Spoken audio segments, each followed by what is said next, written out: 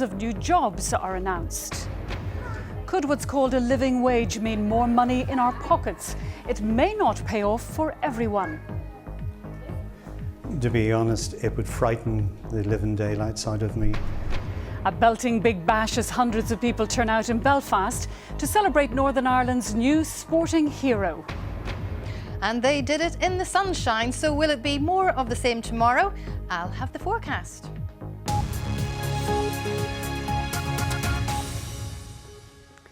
So the First Minister, Peter Robinson, says the arrangements for the devolved Assembly are no longer fit for purpose. He wants the government to convene new talks to consider changing the system. The Deputy First Minister, Martin McGuinness, says Sinn Féin is always open to talks, but he has questioned whether they would be successful because of opposition from some unionists. We'll be hearing from DUP and Sinn Féin ministers shortly. First, our political editor Mark Devonport reports on an impending sense of crisis at Stormont. Complaints about the delays and vetoes built into the current Stormont system aren't new. But what's bringing the issue to the boil now is the divide between the parties over welfare reform. Sinn Féin MLAs demonstrated outside the Assembly building yesterday against what they view as Tory welfare cuts. Republicans appear prepared to maintain their opposition at least until next year's general election, in the hope that a new government in London might cut Northern Ireland benefit claimants a better deal. By contrast, the DUP fears Treasury fines, combined with the price of introducing a standalone computer system, will break the Stormont Bank. We now have an issue which simply cannot be left on the shelf. It's one that has to be dealt with because we simply cannot afford in terms of welfare reform to lift up the tab of £1 billion a year when we only have a budget for resource expenditure of £10 billion. We simply couldn't cut by £1,000 million the services that we give to the people and the people who provide those services within the public sector. If you don't get what you want, is this a resigning matter? You're not going to find any member of the Democratic Unionist Party who is going to be willing to cut £1,000 million out of our budget. What kind of party would be prepared to allow the people of Northern Ireland to suffer by having the welfare costs applied, which literally throw money away? By calling for a round of negotiations just like the St Andrews talks in 2006, Peter Robinson is consciously setting the stakes high. He's arguing it's time to scrap the system we've had for the past 7 years and replace it with something radically different. But Republicans are sceptical. Sinn Féin has always been up for an engagement on meaningful and genuine and positive dialogue and discussion to resolve problems, and we will do so again. But I do caution everybody as to whether or not this is a serious attempt to resolve these issues. And I think many people out there will be asking themselves very serious questions about those who have been invited to talks that have not yet been agreed, and the very negative approach that they have adopted towards these institutions over the course of many years. That's thinly veiled code for this man, Stormont's arch critic, who says he would attend talks provided the Irish government isn't involved. This system is an abominable failure, and for Mr Robinson to say that it's unfit for purpose, yet to continue to prop it up, is a surprising contradiction. He needs to, if he really thinks it's unfit for purpose, then put it out of its agony. Stormont has the builders in carrying out vital repairs. When or whether political repair work will get underway remains uncertain. Mark Devonport, BBC Newsline, Stormont. The Secretary of State said she would be looking carefully at Peter Robinson's proposals, but stressed the need for local political leaders to address the issues which are blocking effective decision-making. Teresa Villers said it was vital to find a way forward with welfare reform, or there was a real danger the institutions would start to seize up. The real danger is it becomes more and more difficult to get decisions made for the coalition to work effectively. I mean, we all know that managing coalitions are difficult, but if sort of month after month you're taking very difficult decisions about cuts having to be made to other departmental budgets to fund a more expensive welfare system, that's extremely difficult. It makes political relationships much more strained. It will inhibit the effectiveness and the ability of the Northern Ireland Executive to deliver on things like schools, like hospitals and like policing, and that's why it's an issue that needs to be resolved. I think there's a strong case for implementing welfare reform, and I'm urging Northern Ireland's political leaders to do that. Well, I'm joined now in studio by the DUP Enterprise Minister Arlene Foster and the Sinn Féin Education Minister John O'Dowd. Arlene Foster, what are the DUP talking about here? An earlier election or back to the negotiating table? I think what we're saying is when we look back to St Andrews, we said then that this was a fair deal to move forward with, but it wasn't the final destination, that we felt that there was a need to look back and to look at a better way of doing devolution, if I can use that phrase, in the future. And now this welfare reform issue has brought all of those things to a head. And Peter is now saying it's time to look at the running of Stormont. How can we make it better for the people of Northern Ireland? How can we make it more efficient and more effective? And that's really what this is all about. So you're talking about going back to the negotiating table. Otherwise, what would an election achieve? Well, Peter didn't mention an election in his piece in the paper today. What he's very focused on and what we're very focused on is having good government for Northern Ireland. And I think the people of Northern Ireland want politicians to look at the faults, if there are any, and try to make them better. So you're looking for wholesale change? What are you talking about? Effectively an opposition and a government, as we have in London and in Dublin? Well, when government was set up back in 2007, there were various community safeguards put into place.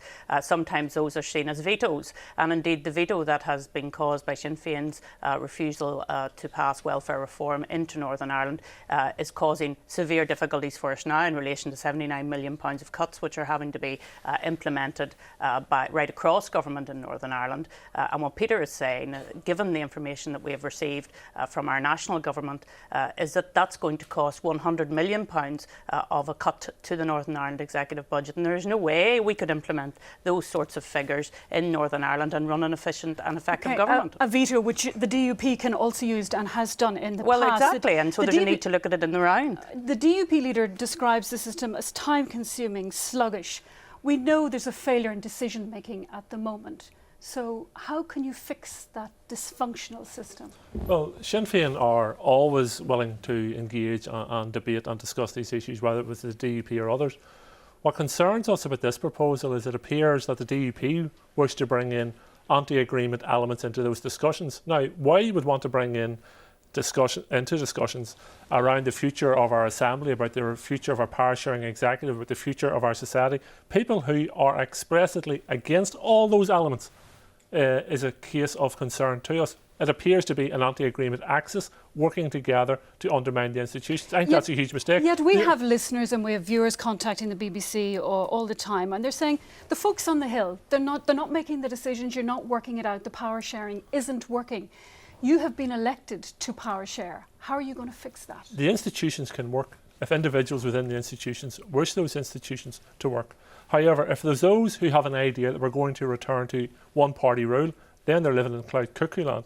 If there's those who believe that they're going to exclude Sinn Féin... Is that what you want, Arlene Foster? If there's those who believe they're going to exclude Sinn Féin from... Back to one party dominating? Or are you talking about negotiating the St Andrews Agreement or the Good Friday Agreement, as John O'Dowd seems to be suggesting? Well, I mean, John's insulting the intelligence of your viewers tonight by suggesting that, and in fact I'm surprised that he raises such an issue, because if you read Peter Robinson's report, and I would urge everybody to read it for themselves, what he's actually suggesting is that we need to make devolution better, and I would have thought that everybody would have wanted to have made devolution better for the future of the people of Northern Ireland. Certainly I have listened to all the parties today, and none of them are saying that devolution is perfect at the moment. All of them are saying there are difficulties. So let's look at those difficulties and let's make it better for the people of Northern Ireland. And we should do it with as many people as we possibly can. I'm somewhat surprised to hear John talk about we shouldn't invite this person and we shouldn't invite that person. We should try and get as wide a view as possible in Northern Ireland as to what way we move forward. Talks brought us to this place. Could further talks take us that step further? It's the purpose of the invite is crucial to this, and if we're trying to form an anti-agreement axis, then I think that's very concerning. Sinn Féin are willing to engage in discussions, but what we're saying is we're not going backwards, we have to go forward. And I think it's very, very interesting that the subject that has re-energised the British government's involvement in politics here is welfare cuts. We have been saying for the last 18 months that the British government and the Irish government have disengaged from the political and peace process here. We now have a British government very interested in our politics, but not on the basis of peace building or community building. It's on the basis of introducing welfare cuts. Now, that doesn't create a better society. It doesn't create a better government. It actually harms people.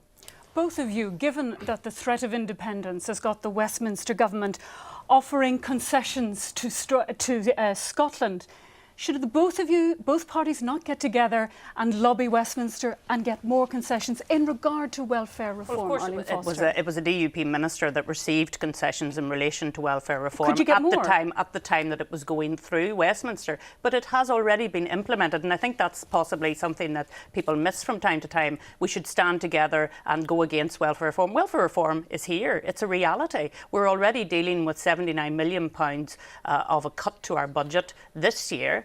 We're looking at 1,000 million next year in relation to where the did you get that? Where did you get that 1,000 million? That £1 billion. That seems to be more than others have been talking £1 billion about. is what Nick Clegg says it takes to run the current computer system in England and Wales, and in fact the whole of the UK. And if they stop using that computer system and we take it on to use it ourselves, then we're going to have to fund that. And that's an astronomical figure. And there's no way we would be able to run a government here with a 10% cut. John O'Dowd, people are already suffering from the cuts and the penalties that have already been imposed. You're not going to get any more money. Well, I think it's worth noting that the rebellious Scots have got more from the British government than the compliant unionism in this society has got from them. So I think it is worth that when you stand up to the British government, that when you engage for the benefit of the greater society, that you can take changes from the British government, regardless of what happens in relation to the Scottish independence vote. There's going to be significant changes between the relationship between the British government and Scotland to the benefit of the Scottish people. I think the point that you made, that the Executive Party should stand united and work with the British government to create changes here, is much better than the situation we have now. We get benefits from being in the United Kingdom every day, and that's being part, and that's why we're unionism, benefits every day from being in Northern Ireland. OK, before we finish with your education ministerial hat on, John O'Dowd, the Executive has agreed on something today, a single education board instead of the current 5. Now, you were in favour of the Education Skills Authority, so what compromises have you made on that? Well, all parties have made compromises on this issue, and this is one of the areas where the Executive has made progress today, and we do make progress on other matters. What I've said is that we can't get agreement on ESA, which was a very broad piece of legislation. It covered many, many different areas of education.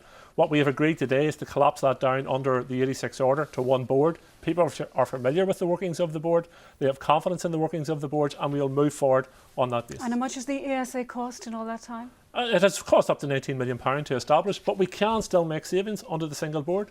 OK, Ministers, thank you for joining us on BBC Newsline. Well, our political editor, Mark Devonport, is at Stormont Forest this evening. Mark, what's the likelihood that the government will convene those talks that Mr Robinson wants? Theresa Villas hasn't ruled it out, but at the same time, I think the Westminster government would be loath to move ahead unless they felt they had cross-party support. And as we've heard there from the parties, they come at this from very different angles. No doubt if Sinn Féin went into negotiations, they wouldn't want to simply be going into dismantling the system which they feel has proper checks and balances in it. They would want to load in their concerns, be it about welfare reform or be it about those unresolved HAS issues. So we're still, I think, some distance away from actually knowing whether such talks will get underway. Mark, when you were speaking to the First Minister today, did you get a feeling that he was ready to pull the plug if he didn't get his way?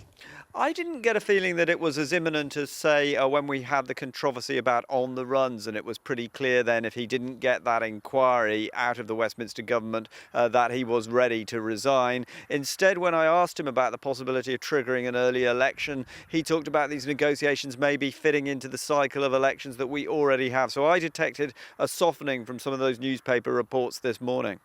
Mark Devonport at Stormont, thank you. Well, away from Stormont, the two main political leaders were united in talking about a sign of confidence in Northern Ireland by a global business brand. The financial services company Deloitte is delivering more than 300 well-paid jobs in a major expansion in Belfast. Here's our business correspondent, Julian O'Neill. Crisis? What crisis? Good news on the jobs front brings a show of unity. 338 new posts are being created here by the global firm Deloitte, And as far as the economy goes, the executive says it's business as usual.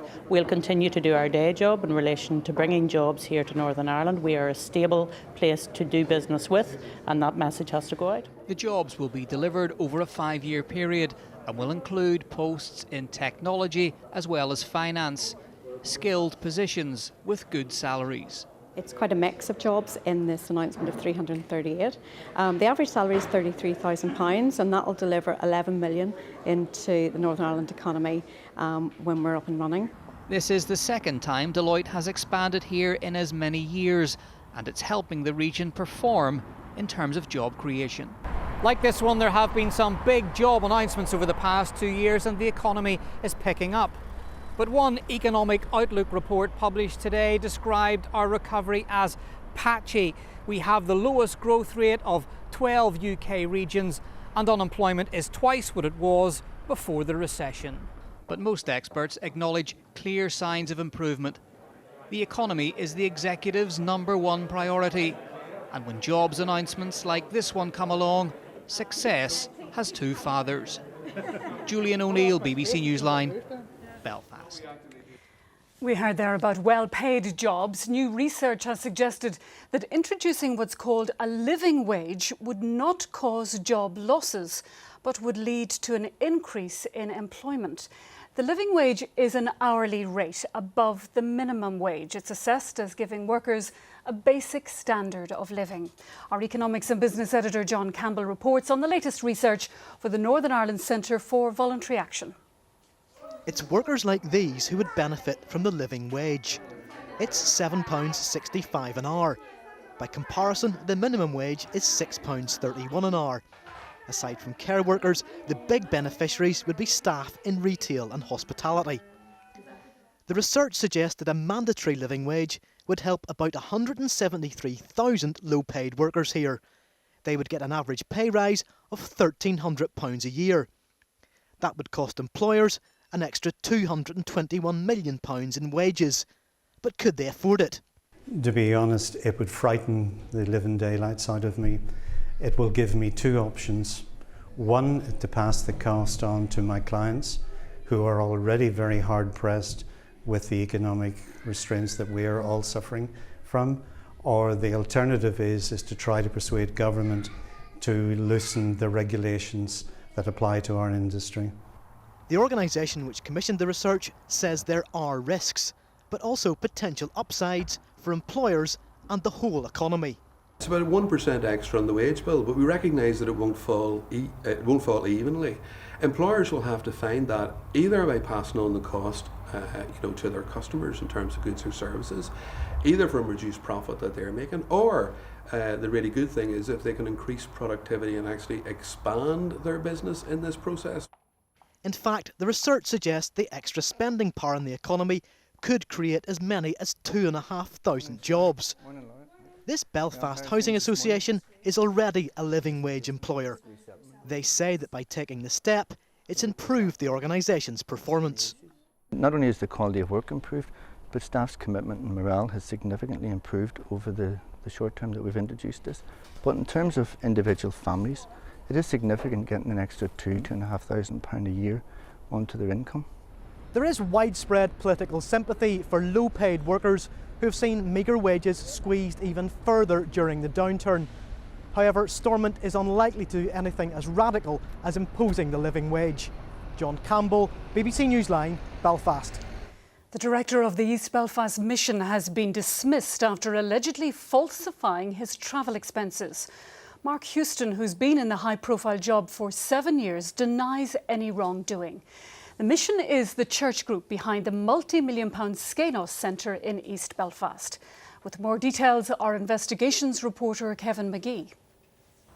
As the man responsible for the day-to-day running of the East Belfast mission, Mark Houston, seen here behind the Queen, played host to royalty and leading politicians, often showing them around the church's flagship social enterprise project known as Skenos on the lower Newtonards Road. When the £21 million mainly publicly funded complex was opened 2 years ago, it was described as a glimpse of the future.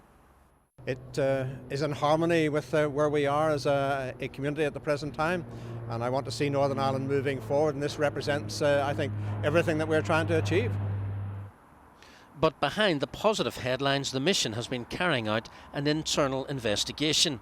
As part of that, its high-profile director, Mark Euston, seen here on the left with the Deputy First Minister, Martin McGuinness, was dismissed from his £50,000 a year job for gross misconduct, for allegedly falsifying documents in relation to travel expenses and the inappropriate use of a company credit card. According to a disciplinary hearing, he also failed to comply with the mission's internet and email policy. Mr Euston declined to make any comment. As he said, he didn't wish to prejudice any future unfair dismissal case he brings against the mission.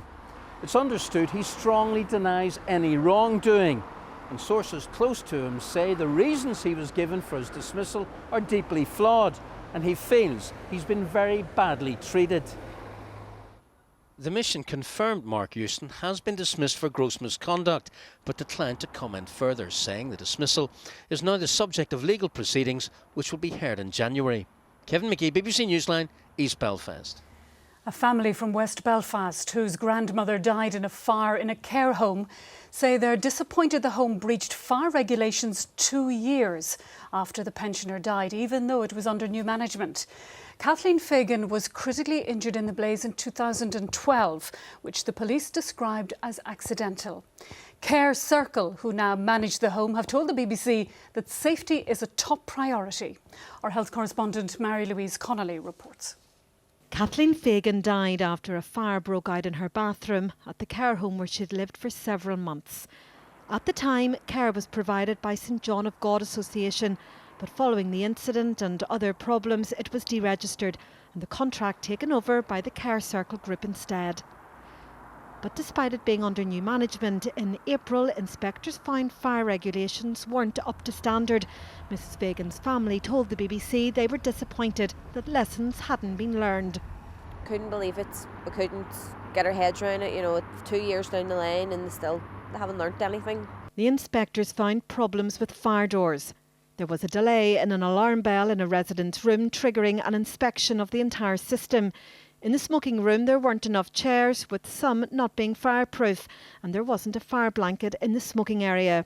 After being contacted by the BBC, in a statement, Care Circle said Owenvale Court provides a safe environment for residents where safety is a priority.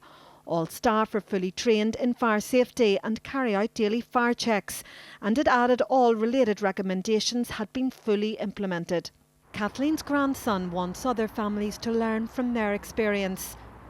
Although she did die horrifically and it was a very disturbing death, it does open opportunity, I feel, for other families to come forward who feel that their most vulnerable members of their family's needs aren't being met. The family solicitor says more people are resorting to the legal system to challenge the authorities and standards of care. I think the care homes should provide answers or adequate answers to families, and in the absence of any proper answers or accountability, I think families increasingly will look towards their legal remedies. The inquest into Kathleen Fagan's death is due to get underway on Friday. Mary-Louise Connolly, BBC Newsline. The new world boxing champion Carl Frampton, bruised but happy. He got a big reception at Belfast City Hall today, where fans gathered to applaud his win at the weekend. The North Belfast fighter was the special guest of the Lord Mayor, who described him as the people's champion. Mervyn Jess reports. He stepped out of the ring on Saturday night as world champion. He strolled onto the stage at City Hall at lunchtime as Belfast's new sporting hero. Crowds of people turned out to catch a glimpse of Carl Frampton. He was given a Lord Mayor's reception to mark an exceptional achievement by the boxer from Tigers Bay. And there are hundreds of people here to welcome and to congratulate the latest world champion from this part of the world, Carl the Jackal Frampton, standing beside the Lord Mayor of Belfast, Nicola Mallon. Nicola, first of all, this is obviously a very important day for the city, but just explain why it was you thought it was important to have Carl on that stage in front of these people right now. Well, the people of Belfast adore Carl, and there was no point doing something behind closed doors in City Hall. The people of Belfast wanted to show Carl how proud they are of him, and they've come out in their thousands today to do exactly that. People's champion. He's absolutely a people's champion. And what about all these people gathered around here? How important are they when you're stepping into a ring and in a fight like that? I've said it all before, and The biggest crowd before this was 9,000 at box in front of in the Odyssey, and I said adds 10% in the game, but this maybe 20% this time. Unbelievable it was, absolutely. Unbelievable and undefeated. Mervyn Jess, BBC Newsline, Belfast City Hall. I'm sure it's nice carrying that belt around. The weather is next with Angie Phillips. Yes, hello Donna, thank you. Well, until yesterday the cloud was a bit of a sticking point. It looked as though it was going to be hanging about, but it actually started to break up quite nicely during the course of last night. That led to ideal conditions for viewing that super bright super moon. Lovely photograph taken there at Portrush. So through today we've been left with really just patchy cloud running in from the west to northwest, trickling its way across Northern Ireland from time to time, and even that's melting away. So it's a fine end to the day. Lots of evening sunshine around, some lovely sunsets I think. Then through the night too, well, we still got the clear spells, and potentially it is going to be quite chilly in the towns, well, anywhere between 6 and 8 degrees. But I think we could find 1 or 2 rural spots again getting close to freezing, and maybe getting the odd pocket of grass frost and maybe a few misty patches as well.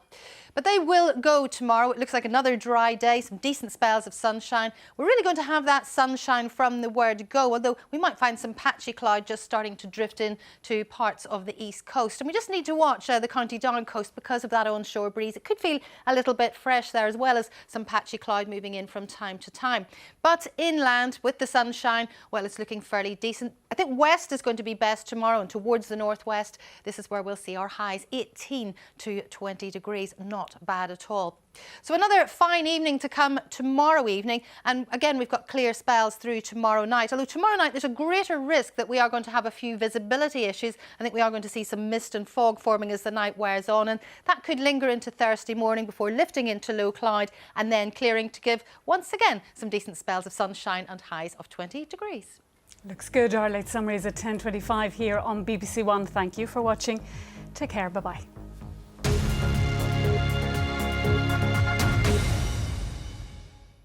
TV chef Rick Stein joins Matt and Alex for The One Show next. Rugby is back, and BBC Sport and I will be there with live coverage of Ulster's first home match of the Pro 12 season.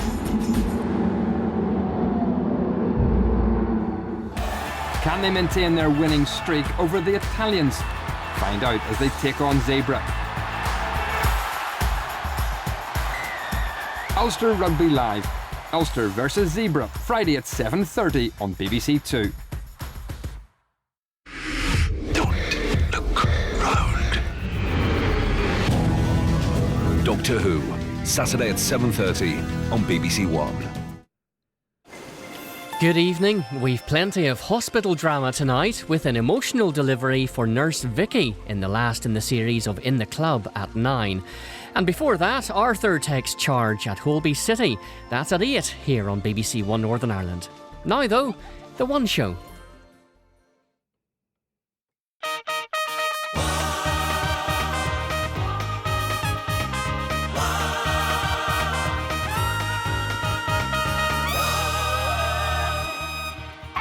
And welcome to The One Show with Matt Baker and Alex Jones. Now, on tonight's show, we have one of the most recognisable chefs on this planet. A man famous for fish, and everybody knows his name. Well, not everybody. So you've all got that at home, those are the ingredients. In fact, you could use any root vegetables you fancied. This is Nick's own very special recipe. Rick, dear boy, Rick. Rick! Oh, I'm terribly sorry. Well, once you've seen one cook, you've seen them all, haven't you? It is, of course, Rick Stein. Good to see you, Rick. Lovely to have you here. So that was your first ever television appearance, wasn't it? Back in 1984 with old Floyd there. So long ago, yeah. So how did they find you then, or where did they find you? Well, I just won a little award for the best restaurant in England, and the local BBC. A little award? That's quite a big one. Well, it was. It wasn't an award that carried on years and years and years. They just did it once, the Sunday Times. But once I'd won it, I was able to get the actually local BBC in Plymouth to come down and interview me about the award, and the girl there just had a word with the director, David Pritchard. Right. Sue King, she was called, and he said, well, we might as well go and try that with Floyd. But I knew Floyd already because he used to come to the restaurant, and I really looked up to him because he had a restaurant in Provence. I mean, a British guy having a restaurant in Provence. he was a hero. The thing, yeah. And he taught me how to make French fish soup and bouillabaisse and things like that. So he was quite... So when he called me Nick... Yeah, he was winding